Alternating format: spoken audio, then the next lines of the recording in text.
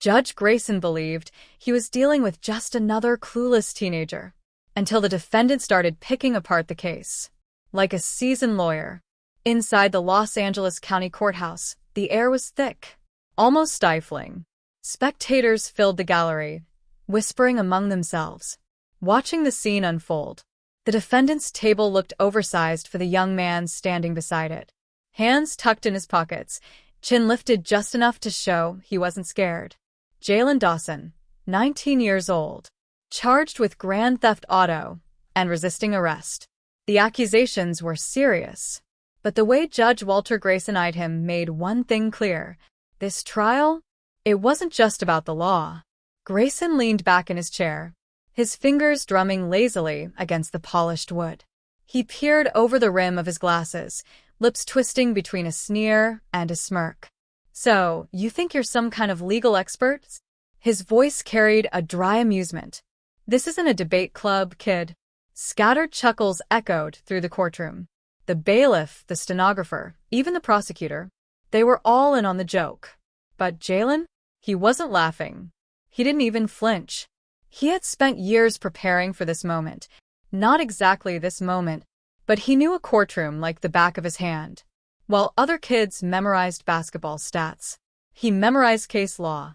While his friends played video games, he ran mock trials in his head, arguing imaginary cases with himself. His mother, Denise Dawson, had been a paralegal for over 20 years. Jalen had grown up hearing her stories.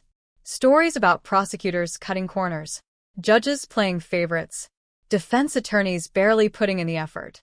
By the time he was 14, he could break down a trial better than most law students. But none of that mattered to Grayson. To him, Jalen was just another kid in trouble.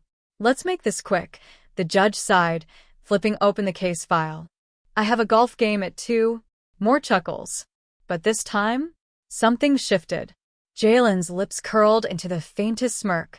So subtle, most wouldn't have noticed.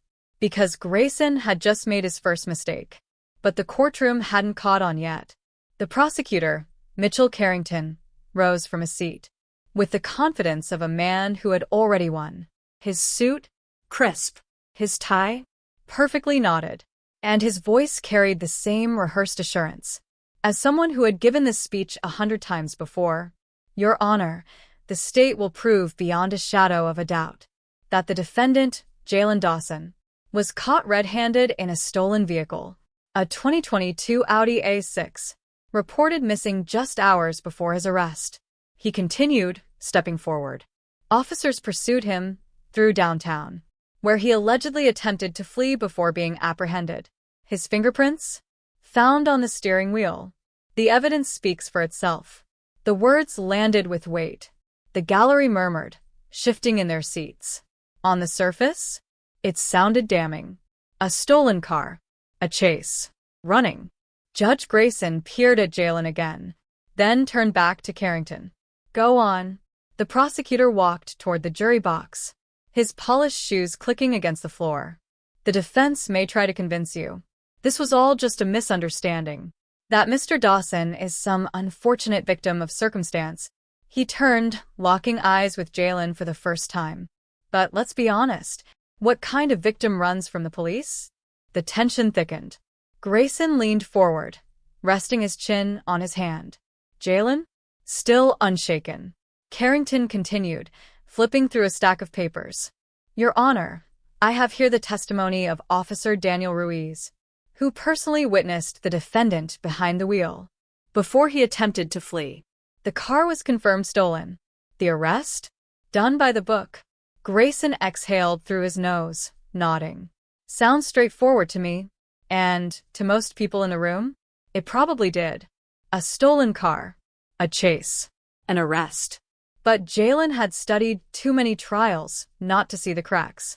Still, he remained silent. Watching. Waiting. Judge Grayson tapped his gavel lightly. "All right. Let's hear the defense's response." He turned to Jalen's lawyer, Lisa Thornton, a public defender, who had barely spoken since entering the courtroom. She stood, hesitating. "Your Honor, my client." Jalen placed a hand on her arm. A silent request. She hesitated, then sat back down. And for the first time, Jalen spoke.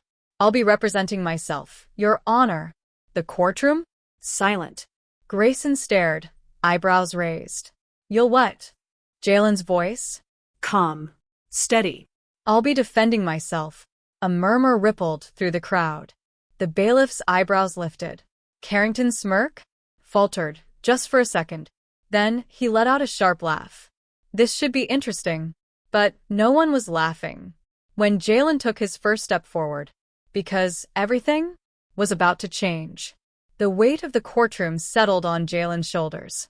He adjusted his stance, hands still in his pockets, letting the silence linger just long enough to make them uneasy. Then finally he spoke. "Your Honor, before I begin, I'd like to confirm something with the prosecution." Carrington raised an eyebrow, crossing his arms. "Go ahead." Jalen took a slow step forward.